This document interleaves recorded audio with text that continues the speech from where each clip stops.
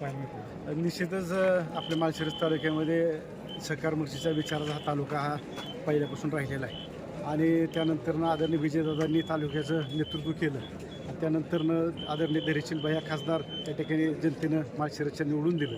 उत्तमराव जानकर साहेबांना आमदार म्हणून निवडून दिलं आणि निश्चितच या तालुक्यामध्ये एक विकासाच्या दृष्टिकोनातून हा विचार केला जातो आणि विकास हा मूळ मुद्दा हा या निवडणुकीमध्ये राहिलेला आहे.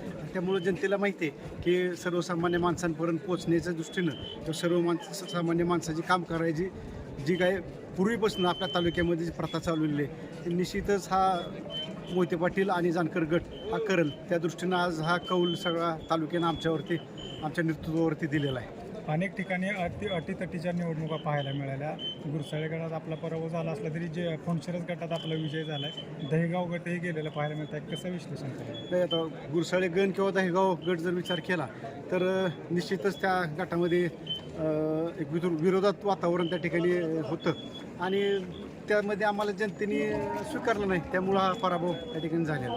कुरसाळे गणातून जरी आपला पराभव झाला तरी विजय उमेदवार दत्तात्रय शेळके यांनी सांगितले की मी स्वतः माझे अर्जुनदादा एक मित्र आहेत, जवळचे मित्र आहेत आणि त्यांची माझी अतिशय घनिष्ठ मैत्री आहे.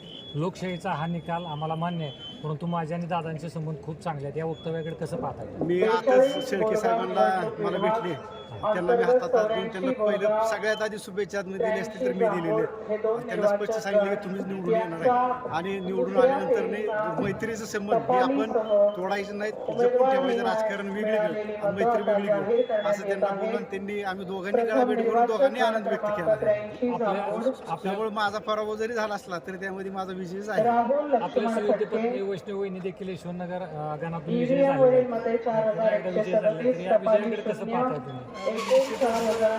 यशवंतनगर पंचायत समिती गण जर बघितला आणि पूर्ण जिल्हा परिषद वेळापूर गण जर बघितला त्यामध्ये जानकर साहेबांचं वेळापूर गणामध्ये वर्चस्व पहिल्यापासून राहिलेलं आहे आणि यशवंतनगरमध्ये आमच्या कुटुंबाचं वर्चस्व त्या ठिकाणी राहिलेलं आहे आणि त्यामुळं आम्हाला त्या गणाच्या आणि गटाची आम्हाला खात्री होती. निश्चितच हे दोन्ही तिन्ही उमेदवार आमचे बहुमताने त्या ठिकाणी निवडून आले. फक्त मताधिक्यच आम्हाला त्या ठिकाणी बघायचं होतं आणि चांगल्या मताधिक्य निवडून आले.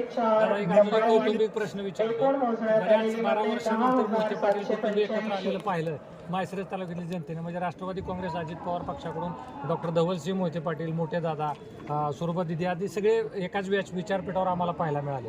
मग या निवडणुकीपुरता हा एकत्रीकरण असेल का भविष्यातील निवडणुका देखील अशाच पद्धतीने लढल्या जातील? आणि आम्ही आपले सर्वांचे मार्गदर्शक, आपले सर्वांचे दैवत आदरणीय विजयदादांच्या छायाचित्राखाली आम्ही आलेलो आहे, काम केलेलं आहे आणि जर धवलदादा जर समजा त्याच्या मनामध्ये असेल तर कौटुंबिक एकत्र यायचं तर त्यात आनंद आहे. त्या तालुकासुद्धा त्या ठिकाणी त्या निर्णयाला स्वीकारेल आणि त्याचा आनंद व्यक्त करेल.